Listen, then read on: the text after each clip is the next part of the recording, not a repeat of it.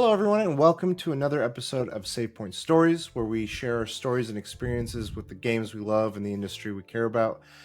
This is a very special episode. We are this in this podcast for those that are familiar and those that are new. I typically have a guest come on and talk about a game that means a lot to them, but I like to do a separate thing when I have a chance to speak to someone from the gaming industry. And we are lucky today to have one of the individuals that work in the industry we love so much. And we're going to have a conversation about what they do in the industry, about what they bring, and what kind of understanding it a little bit better so that we can appreciate the things we care about. And without further ado, I'd like to introduce our guest. We met briefly at PAX last year. Thank you for joining us today, Aslanta. Yeah, thank you for having me. Could you tell us a little bit about yourself, or for the viewers, who you are, what you do?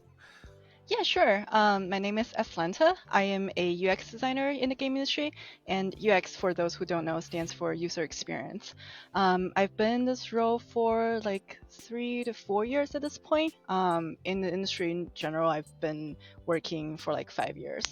So, Wow. yeah. Okay. So a storied career, but still so much ahead of you to do, and so much things. Can you kind of highlight? You said user experience. What can that? What does that translate to for someone that may be on the player side? What are they? How would they see your work, or where would they see it, and what examples could you bring?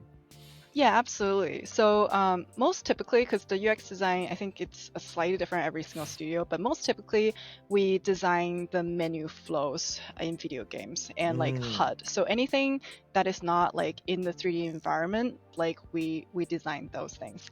So for example, like where do you see your house bar? Like how long is it? Is it like a circle? Is it like, just like one straight bar?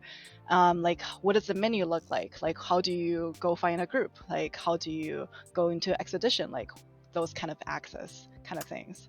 Interesting. And so does that also play into the button or the way you utilize the controls to engage with that as Yes, well? Wow. Okay. absolutely. Yeah, So so you're we design like shortcuts and all of that. And, yeah. interesting. Okay. Okay. To get into that a bit more, I want to kind of understand what intrigued you about that. What inspired you to want to pursue that career path? Yeah, so for me, I was lucky enough to pursue game design in college, and honestly, that was a total like surprise for me as well because I grew up as a gamer, but I Mhm. didn't know like I never thought about like being able to pursue that as a career. But my college had offered like game design courses, so I like went to take the class, and I was like, this is what I want to do. Like this is it. Just like the first time I like saw someone playing a game that I designed, I was like sold. And as for game UX design specifically, my first internship was at PlayStation as a UI artist, Uh-huh. and I got that because I had some like graphic design experience because I like to make posters and stuff, and I also Oh. studied game design, so it was just like a nice entryway. And then once I was there, I was like, okay, this is super interesting. And then when UX design became a thing, because it was not really a thing in the game industry until like just the last few years. But when Really? it like Okay. yeah, when the role like was there for me, I was like, this is like a perfect combination of what I love about game design and what I love about like graphic design, like all the making things look nice and all that. So yeah, Wow. it just So, happened naturally. is there a difference between? I'm sure there is, but whenever I see titles like that, I see UX UI. Is hmm there what distinguishes the two? Yeah, so that's a really good question. And I think at some studios, those titles mean essentially the same thing, but Okay. there are two potential differences. One is sometimes UI designer refer to someone who work on the look of the interface and not Okay. the feel of the interface. Okay. So Okay. when a UX design like stuff, we actually usually use like gray boxes to like kind of make our menus, etc. So we don't like think about, oh, like do you want this button to be like green or like purple? Like we more Mm. focus on, with the general layout, the feel of things, how you get from screen to screen. Versus like a UI designer might focus more on like the look of things. Another potential difference, and this is where I would like UX designers to be in the industry, Mm. but I think we Okay. haven't fully gotten there yet, is I think UX designers shouldn't be limited to interfaces only. Like they should be designing like the feel of like things in general. So I can give you an example. Yeah. Yeah. Please do. In the game Ghost of Tsushima, which I think a lot of you may have played, there is the guiding wind if you want to find like a particular location or like a quest objective, and you use that by like swiping up on the touchpad. So Right. that is designed by a UX designer, but it's not utilizing like menus, right, Right. or like HUD components. So that's something that I think is super cool, and I think all UX designers should really have access to that kind of like resource, and opportunities to like use the game and the 3D environment to tell a story and tell experience. I don't think we're fully there yet, but hopefully one day. I think no, because that was that's a great example. I think when that I saw that feature in Ghost of Tsushima, Mhm. I very much was like that stood out to me of like this is such a great way without being right in my face with a menu or with a pop up or Yeah, with something. absolutely. And that to me makes the just the game feel much more, and it felt like it wanted me to be more in the moment, in Hmm. the cinematic feeling or the atmosphere, just kind of immersing. That Exactly. disconnect or that immersion is part of it, and so that's interesting. And I'd imagine it's already part of the way you think, is it not, of like you're trying Yeah. to think of ways in which is intuitive, is what is the psychology of a player, how Yeah, much is absolutely. that from your history of working in the in the places you've worked? um is that something you've taught yourself, or is there like a methodology that you've had to learn over the years, or how do you go about Hmm. like strengthening that and understanding things better and growing? Yeah, for me, I think it came pretty intuitively. Like I've already played so many games, which I Mm, think is actually very important for being a UX designer. Like you need to kind of like play games to know what the current like standard is, to yeah. know what other games are doing. Because like we're basically designing for an audience, right? Like everyone defines like intuition or UX differently. Like for someone who's like 20 years old versus someone who's like 90 years old, they Uh-huh. may be like expecting a completely different experience. But what we're designing for is someone who typically already plays video games, so we want to know what they have played and what they're looking for, which may be similar to what we want to show them. And I remember a conversation we had at PAX, where you were talking about you enjoyed the game, and we were waiting for to get a poster for Baldur's Gate. Yeah, Um, I love and I'm Baldur's Gate. understanding now you were talking about like the posters and stuff. But yeah, Baldur's Gate's a great game. But you said you also played a little bit of that for research purposes. I love that, Esther.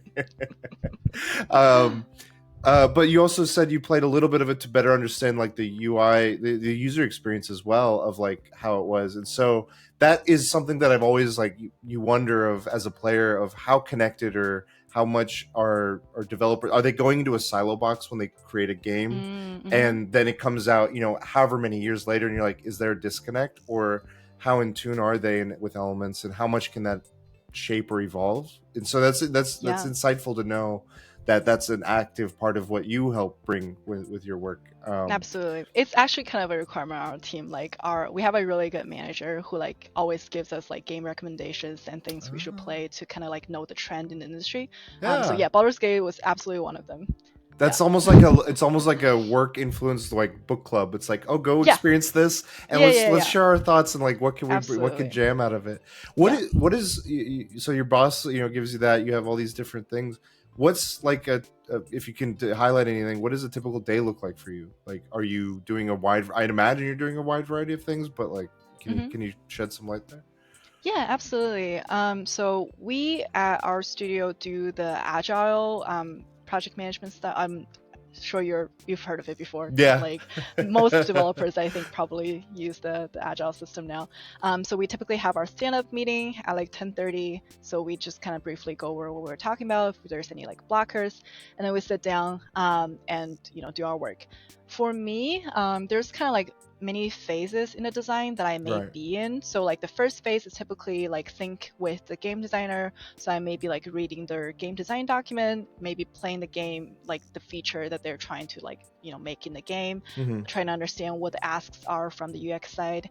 And then typically after that, I'll start like sketching things in my little sketchbook. Like I'm very old school. So like I start like with my pencil Hmm. and paper.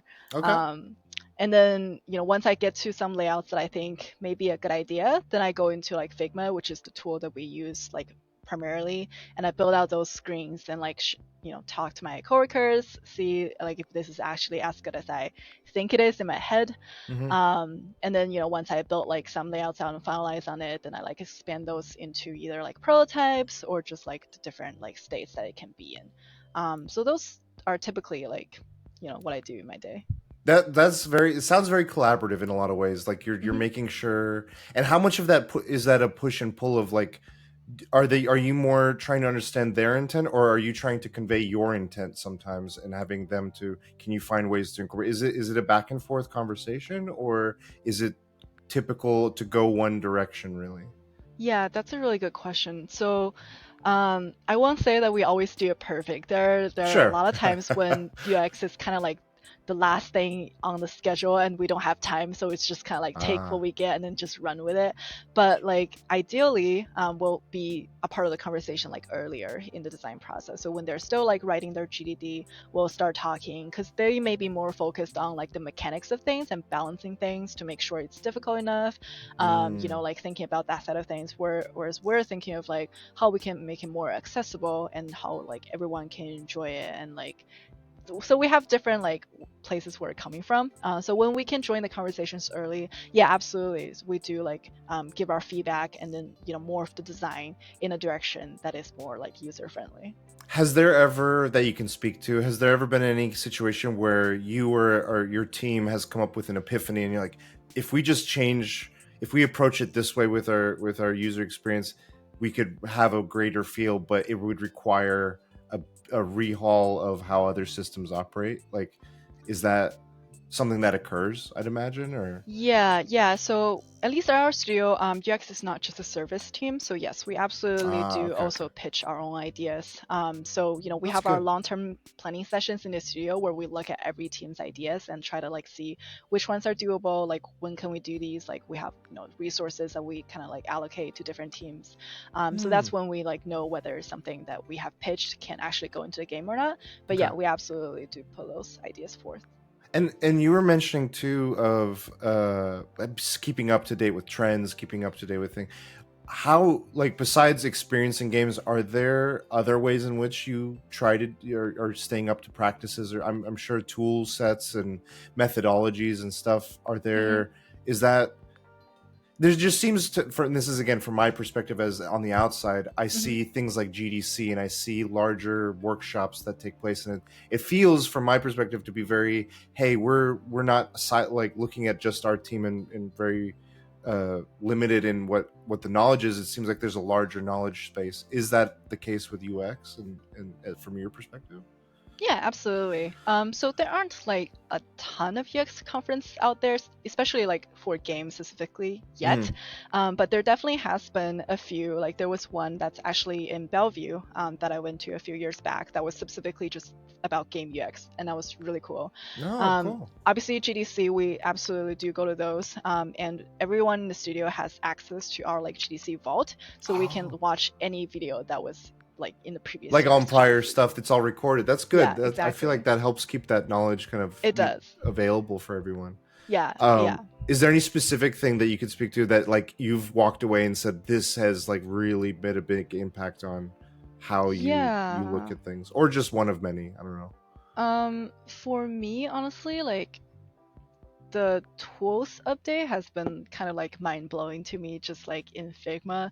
Mm. How that really like, cause like before Figma was really a thing, I was working in Photoshop, and like for those who have used Photoshop, you would know that's not the most optimized for like UX design. It's great for UI design, like the art, it's beautiful, but it's not like the most optimized tool.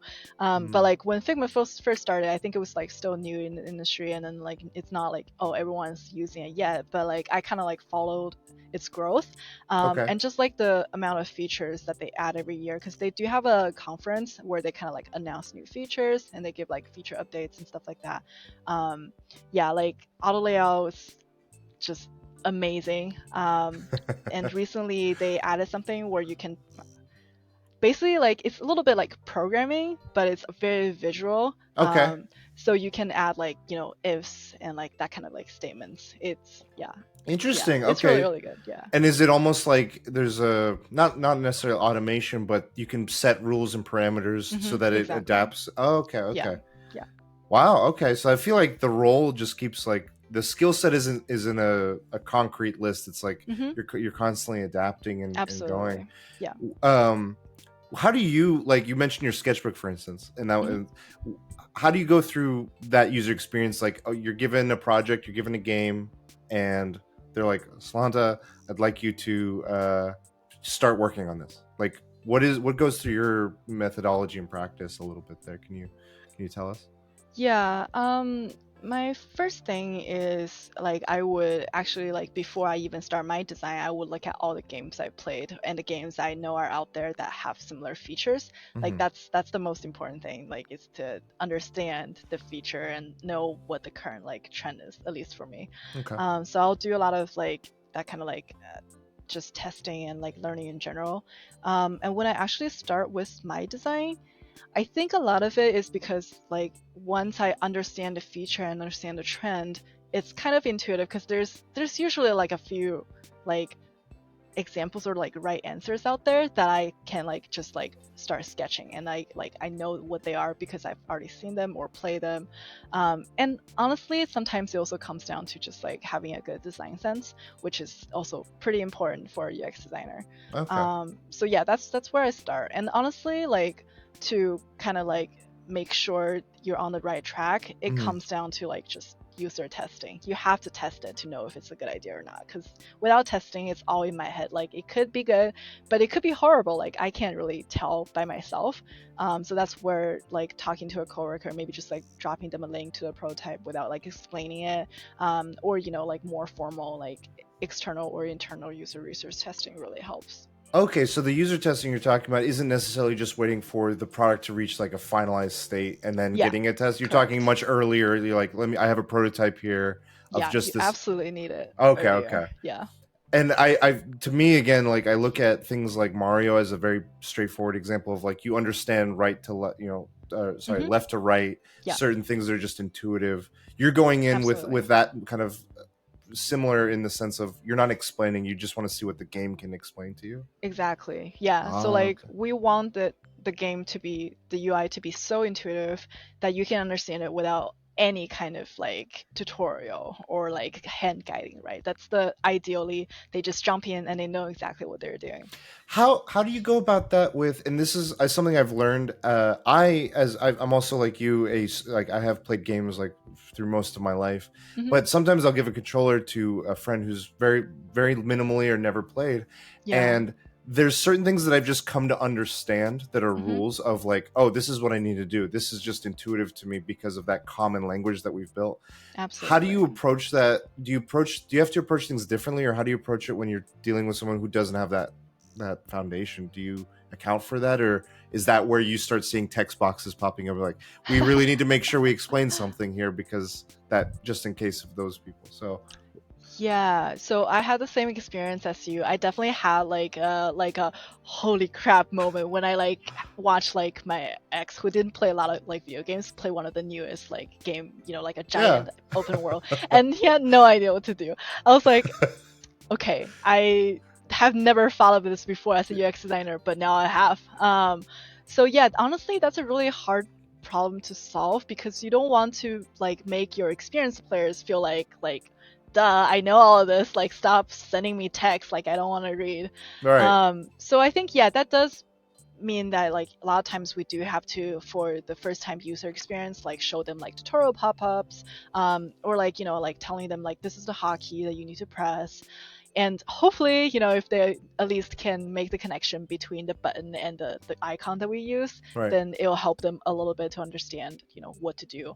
But I like when it comes down to it, I think like to get on the same playing field as everyone, like they'll still need to put in the effort and actually try to learn the game a little bit.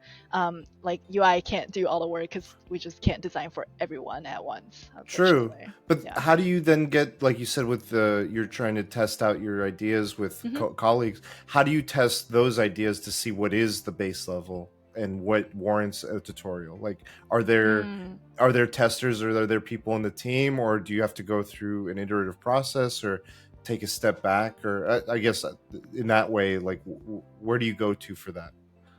Yeah, so we have a external research team that we work with Okay. that work with different like levels of play testers. So like Okay. they don't have like a team that they always work with. They actually recruit players from like outside our community. So that means like Okay. players who may have not even ever touched or heard of our game before. Yeah. So that's when we can say like, hey, we want this to be tested by players who are experienced, but then we also want people who haven't played this genre of game to test it as well. So we like will give them like different kind of like testers we're looking for, and then Okay. they recruit people who fit that like genre, and then they'll like give us feedback for different like levels of gamers, which is very Interesting. very helpful. Yeah. Yeah, no, that's you. The more information you get, I think that then shapes that's conversation of with the relationship with the player. Hmm. How much does, as a whole, like in your thinking in your moment, I feel like you mentioned with game design and game sense.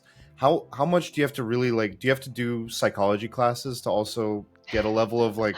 I now have this understanding just of general human psychology or how approach. Like, how does that play a part in anything? Honestly, I wish I took a psychology class in college. I think that would actually like genuinely be helpful. Um, I personally have not had that background, but we do have something that does help us a lot. Like we have something called I forgot whether we call it. I think we call it like player segments. Okay. So basically, like internally, we have like documents created based on what how we define our players. We have luckily a game that's been live for a few years, and we Mm, have like collected a lot of like telemetry data and like player data in general. So we do have a doc that basically lists all the different like archetypes we have in terms of like our player base, and then say like, oh, maybe like 10% of our players are crafters, etc. And then we'll like basically like use that doc to help us make our like design decisions. That's like the first interesting. step in our like UX design actually, is Wow. to Okay. look at the feature and determine like which segments are we targeting with this feature. Like, are we designing for our PvP players? Are we designing for our like more like story based players who like cosmetics, or just like there's so many different segments. But that like doc really goes deep into like our player psychology. So that really helps to Okay. inform our UX design. And you mentioned the story base and the other items as well. Of Hmm. when you think of like how much in the decision making process do you get involved with when it's like oftentimes I'll see difficulty levels on games and they'll say like, oh, at this Mm, difficulty we're gonna have everything on the screen for you, very very helpful, very ready. But as you go up on higher difficulties, it's like we're not gonna tell you this information. We're not gonna like. Is that mm. conversation? You mentioned like the game you've worked on has been live for a few years. Do you see that, or do you have dialogues of that, of like how do we are you involved in those conversations? Yeah, so our game is a MMORPG, so it Okay. doesn't have difficulty levels because everyone Oh, that's a has good to point. play together, Yeah. essentially. I would imagine that because of how the teams are laid out, that is probably something that is more on the gameplay design side, not the UX design side. But Okay. I do feel like if it ever has anything to do with like anything that has to do with user interface or giving out information, that would be very helpful to have a UX designer to at least be a part of that conversation.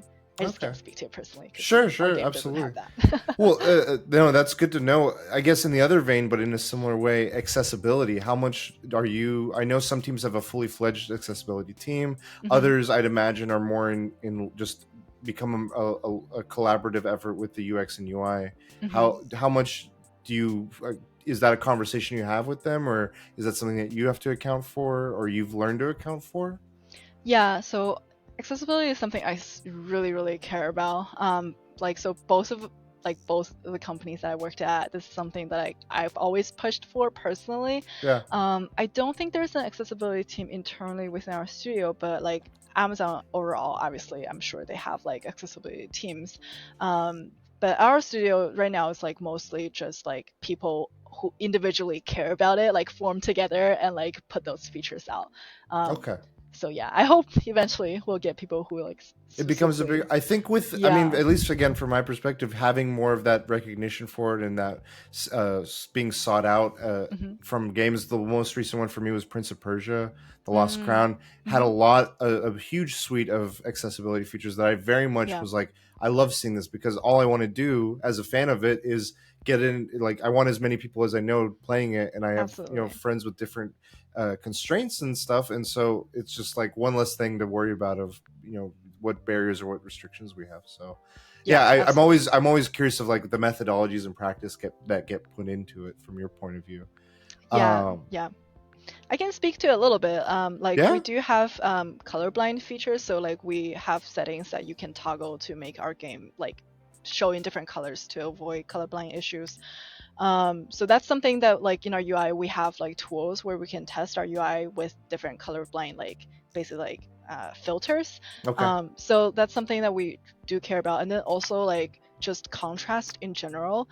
Like a lot of times when you have put things into like the full color, like final, like like all nice and looking like colorful, it's hard to like actually recognize the contrast issues because everything, with people who don't have that kind of like accessibility constraints, it's hard to notice. But like Mm. once you put everything in grayscale or like put through like those filters, then like Yeah. it's much more obvious when you have like issues. So like we do that testing with all of our screens just to make sure accessible is as possible to all the Yeah, players. because I imagine there needs to be some level of, again, with this Ghost of Tsushima example, it's like Hmm. that wind feature is great, but if it's not tracking for certain of ones of those features, then it's like now that feature isn't available as a whole to the player base. So Yeah. I know it's probably a dialogue. Just in the vein of you were saying you're working on an MMO RPG, Hmm. have you worked on a variety of different genres, and are the UX challenges different by genre, or do you look at it as each one is its own like how do you look at that? Yeah, absolutely. It's a really good question. So yeah, I've worked on many different platforms and genres too. So Hmm. last like big game that I worked on was MLB The Show. So that's like a sports title. Mm-hmm. It's like mostly single player experience, and you're playing on a TV most likely, and you're sitting back with a controller in your hand. It's a very different experience from like New World. When I first joined, it was like a PC only game. Mm. So you're like sitting in front of a computer. You have your keyboard and mouse, and you're playing this like very intense MMORPG with other players. Yeah. Oftentimes there's like PvP. So yeah, those are very different genres. I've also designed for mobile before briefly, Oh, okay. and also obviously I do my own like indie titles as well. So yeah, like Just definitely there's a wide variety of them. I think platform is probably like the most important thing to think of, like even okay. before the genre of the game, because the platform you're on kind of like determines the ratio of the screen and like the Ah, controls that you have, because like okay. controller versus keyboard and mouse is so different. And we actually had this as a huge challenge for New World because after I joined the team, like they basically announced that they're gonna like change New World to be a multi-platform game. And this is not a secret, it's fine because it's already released on other Yeah. platforms. But we're basically having to design a PC focused game completely to change to a console game. Yeah, that's a huge undertaking. It's huge because like the game is already out there. All the UI is already implemented, and they're all like designed with PC only in mind. So then we have to like backtrack, and we can't change everything because we didn't have time to do that. But yeah, so we really had to like focus on like how can we make this more friendly for console when you're like sitting far back with different controls and not as many like hotkeys. Like what can we do to make it more accessible? Yeah, no, again, I want to highlight how much of an undertaking I see that as, is because you see so many gamers and they're just like, just put this on, move this here, like put it on that thing, put it on that thing. And I Hmm. think it's this underestimating the work that gets put into it and Absolutely. on the levels at which that impacts. It's not just like, oh, we need to make sure it works on whatever their software Yeah, is. It's there's so much more. how does it interact with the player? How does it do this? And everything you've just described, I'm like, there's so much that gets put in There really is. Yeah, so no, thank yeah. you for speaking to that. I guess with New World, what was there any specific, I guess that sounds like one of the bigger UX challenges was getting it moved to a platform. Was there anything else that like was a particular challenge that you faced with working on that game and like implementing features? Yeah, so I worked on like a lot of features. I mean, like most recently, we just released the seasonal world, which is something I worked on. Oh, okay. That was actually a lot of fun. Uh, and then there was like the story revamp. A lot of times, because New World is a game that's already like live, and I joined it once it was like already out there. A lot of it is just like revamping existing features to make it more like accessible, because Mm. UX is revolving and evolving, and it's there's a lot to do for New World in particular. With that one too, you mentioned it's a live game. Hmm. How much is that conversation like? People, there's some games that there's always a dialogue of like how frequently it changes or how much feedback you take and what do you to do with it. How does that, like, how do you get what you need out of player feedback? Is it mostly data driven, or is it direct, like you need play tests and you need to examine what things are, and then yeah, in that vein, what can you shed some light? Yeah, so I think it's kind of like all of them. So Okay. we definitely do have playtests, and we had like when we were releasing New World Tournament, we had like closed beta, but Okay. open beta. We also showed the game at Summer Game Fest, so we had kind of like a direct feedback from players who play the game at the festival. Okay. We also do read online feedback. It's not like, oh, nobody's looking at your like feedback, on Reddit and all that. We actually do have teams who like read those things, and we Mm. have channels on like Slack too. So when people see something that they like notice is an issue, or just like strong feedback from player, they'll actually post it on the internal Slack channel, and then everyone kind of like has eyes on it at like once. So we have many ways that we do actually get like player feedback from. We're definitely listening. It's not like we don't care. We do care. We No, care a yeah, lot. it's. I think I see it so many times with live service games, and each of them handles it in a different way. So Hmm. understanding like what the thought process is and going through is very helpful and insightful to someone like me. Hmm. As an industry, though, just speaking on that, like, what do you think the industry as a whole struggles with UX design? Like, are there things that you see as like this has been a challenge for many of your colleagues and other companies and just as an industry? Yeah, so I think like even before that, I think UX is still not necessarily there at every Mm. single studio, right? It's one of those things, one of those roles that get cut first if you don't have Mm. like budget, right? Because like you need a gameplay designer, but if you don't have a UX designer, you'll just put some UI in there, it'll be fine, right? Like that, I think still happens a lot. Like it's not a role that like you see like all the time. So I think that's the first thing that needs to be fixed, right? Yeah. Like user experience is so important, and we really need to like think more on how to make the game accessible and not just to like, make it more challenging. Because I think a lot of times like gameplay design focus more on that instead of like Yeah. the accessibility part. So first of all, there needs to be a UX design role. That's where we should start. It's vitality to the overall gaming experience. It sounds like, Yeah. again, from what you described, it sounds like you're so in tune, or you need to be so in tune with the game design Hmm. intent, and then translating that to the player experience. Like, and that Absolutely. that is throughout the whole thing. It's Yeah. almost like It so. really is. Yeah. Yeah. Like UX should be there from like top to finish. And then after that, I think this is something that I kind of already spoke to a little bit. It's just like UX, I think, should have access to the overall game experience and not just be confined to UI. Because like right now, the way that like the teams usually get structured is that Mm. there will be like a UI UX team, and that team specifically focus on like the menus and the HUD in the game, and like because of that, they often don't get like access or resources that allow them to speak to like gameplay decisions or like have access to using 3D assets or like in-world assets in that way. So that kind of like confines them to just only be able to work on like the interface, and that's it.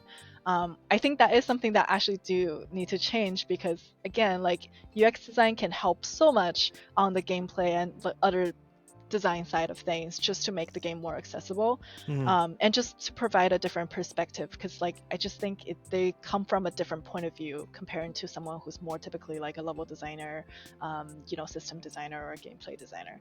So yeah, that's the goal. That's my goal, at least for the industry, I if we get really there. am, and I have a few more things to ask, but I want to just stop you there and just say Mhm. I feel like you should, and you and your team or UX as a whole community should really speak to this on GDC or Aw. talks like that, because I feel like that's the place where, like, again, as an outsider, that's the kind of place I see. Here's what we're seeing working. Here's where I see trends, and like I can't imagine, like, yeah, more conversations need to just be prevalent That's about this very sort of thing. true. So Absolutely. what excites you right now? I mean, in terms of trends, like that was some of the struggles, but is there things that are happening? You're like, oh, I love seeing this. I want to see more of it.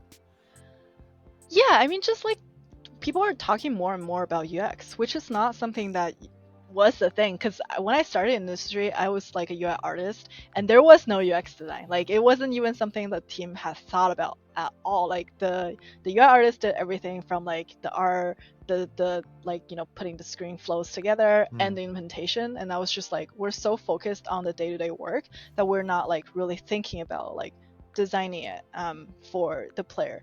But now it's like a thing that people talk about, and like I said, like conferences are actually like starting. Yeah, There's more of a conversation between us and like game design teams. Like it's not fully there yet, but like I'm still very excited about this trend. I think we're getting better and better over progress. time. Yeah, so yeah, Well, fingers I crossed. just yeah, I have fingers crossed too. I guess I have two questions that I'm curious what your opinion are. One is the growing concern oftentimes that come with AI in the gaming industry and its Hmm. role. I know that there's certain spaces where it's beneficial. Like games have always had like, oh, put set an AI difficulty on an enemy, and you Hmm. want it, but then it taking over or replacing functions of roles where it requires the human touch. Yeah. Has that impacted you in any way? Have you seen it impact things that are concerning?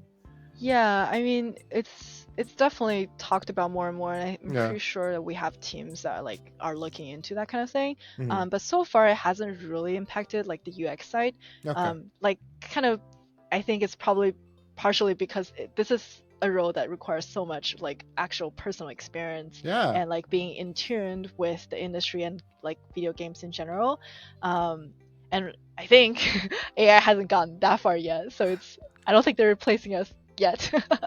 But there are definitely like I've seen like AI created like interfaces out there, not like for games specifically, but like for apps and stuff. So Mm. I think there are definitely gonna be changes coming. I haven't seen impact yet, but I would like predict that things are gonna shift a little bit in the next few years. And has I mean, you talked about like when teams get cut. Like I guess the thing that I always see in the news whenever it comes to the gaming industry is teams are getting merged, teams are getting cut, teams are Yeah. this, and like it takes a toll. Is there like I guess my question is how is that you mentioned again with UX like it's not seen always as like one of the higher priorities. Yeah. Is that something that you think can change or will change very soon, or is that becoming again with this growing conversation around it? Is it becoming more prevalent to? Are you seeing the connection with the leadership of they see the vitality of it, or is it still a challenge? You think? I think it's actually getting better. Like I don't think this is the like I think with it getting more and more like visibility, Mm-hmm. it's like at least for bigger studios that have the budget, it's getting on a better trend where I don't think this is ever going to be like, oh, we have a whole like reverting back to no UX at all. Like even with the state that the industry has been in the last few years, I haven't seen that happen really. Okay. So I think that is a good thing. Yeah. Okay. Yeah. Um, One of the last things I want to ask you is if you could give a piece of advice to either yourself when you first started a career, like someone starting their career, Hmm. what would you say to that individual trying to get into the games and also getting into the craft that you've gotten into? Yeah, absolutely. So for if you want to be a UX designer, like specifically, I would say this is really a role where you learn a lot when you're on the role. So like a lot of it is really just like playing a game, like knowing having a good like design sense, and then knowing what the trend is. But then a lot of the actual like day to day, you have to like learn on the job because like every studio uses a different tool. Like there's different processes and all of that. But to get into the game industry, like this is probably said by everybody who's been on this show, networking is your best bet. Like that is really how you get a job in the game industry. It so much depends on your network. So yeah, get out there, make games, go to the game jams, like meet people, meet devs, like talk to people. Like I love going to those meetups personally, and I love to talk to anyone who's there like interested in becoming a UX designer. So those are like the two biggest things. And then a third thing I think I'll say, just because I had no idea this was a thing when I was in Hmm. college, is that if you wanted to get into a big AAA studio, you want to specialize. That's actually really important because like my design program was very general, like it taught us like kind of everything. So it prepared me to be a good indie developer, but I wasn't specialized at all. So like a lot of the time, the things that I like the skills that I have now, I had to taught myself on the job because I didn't specialize in anything. So I count myself as very lucky for getting that first job, but I think it would have helped a lot if I just like picked a specific discipline and really specialize in it and have a lot of portfolio pieces specifically to that, like if I'm aiming for working in a AAA studio. Yeah, because AAA is a bigger segmentation is more of a thing, different Yeah, groups, and yeah, I understand that. absolutely. So it's very, yeah, from that perspective, I very much see that. I've talked to all of a wide variety of different folks in the industry, and they've all said the point of the networking. Every convention, with panels, they've all said that's how, like, that's the big space and Yeah, opportunities. So, yeah, absolutely. thank you so much, Aslanta. Thank you for being on the show and for being a part Yeah, of of this and course. sharing so much of your thoughts on the industry and just shedding a light on your role. I now have a newer appreciation when I see a lot of these games and what they do and what they show and what they don't show and how it teaches me. So I'm glad. appreciate that. And I think our viewers will appreciate that. Is there anything you'd like to, before we go, like either plug or share or any upcoming works or anything that you want to pitch or promote? Yeah, of course. I don't really use socials that much, but if you want to follow me, I go by Aslanta Chen on LinkedIn. Just my name, so very easy to find. And as for promote, I think I would like to say, New World's been out there for a few years, and a lot of you might have heard of it when it first came out, or you might have even played it, but then decided it's not really your thing. But we put in so much work and added so much content to the game since launch. Like last year, we just launched New World Tournament, so now it's available on Xbox, PlayStation, and also Steam. And there's just so much more content. Like your first-time user experience is completely different. The way you level up to like full level, it's completely different, and there's so much more endgame content. So if you've played it before, I will highly encourage you to just give it another shot. Like I think you'll like the game a lot.